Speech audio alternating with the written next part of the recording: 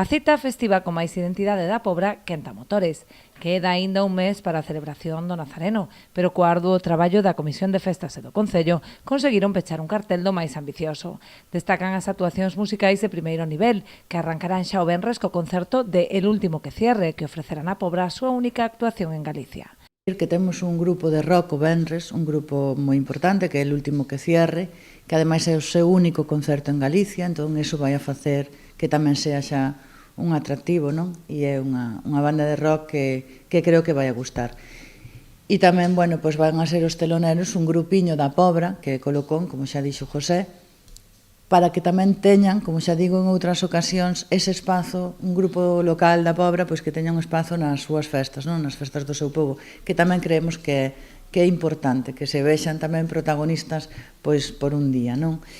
O cartel musical completase con orquestras da talla de París de Noia, Panorama ou América, así como agrupacións tradicionais ou máis laureadas como a Banda de Música do Rosario. O día grande volverá a ser o domingo coa multitudinaria procesión das Mortallas, na que os ofrecidos sacarán os cadaleitos en sinal de agradecemento ao Divino Nazareno. Entonces o sábado, aí xa temos o fuerte, está no sábado en orquestas, porque temos a París de Noia e máis América. E temos unha banda de música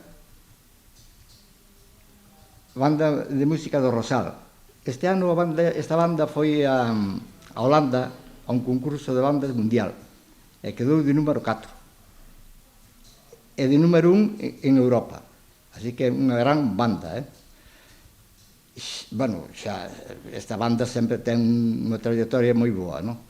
Temos unha banda de gaitas de Forcarei, unha banda composta por 47 componentes, que destas bandas quedan moi poucas. Nos conseguimos esta o ano pasado e volvemos a traer este ano, porque é unha gran banda das poucas que se ven así grandes.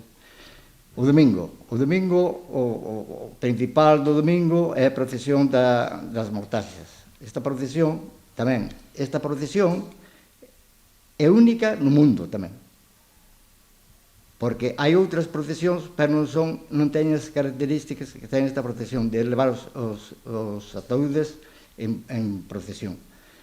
O peche dos festexos será o luns cun gran espectáculo de drons, fogos de artificio e acuáticos que dará comezo ás 12:15 da noite. Decir que este ano hai un pasiño máis no espectáculo de drons, vai a ser, así como ano pasado houve 3 imaxes personalizadas na Pobra, este ano vamos a ter máis, donde vamos a poder ver imaxes relacionadas co noso concello, pois no dibuixo que van a facer os drons, non? Levan uns meses xa traballando, xa non lo presentaron e eu creo que pois vai a ser un pouco máis bonito porque vamos a ver algo que vamos a recoñecer propio do noso concello.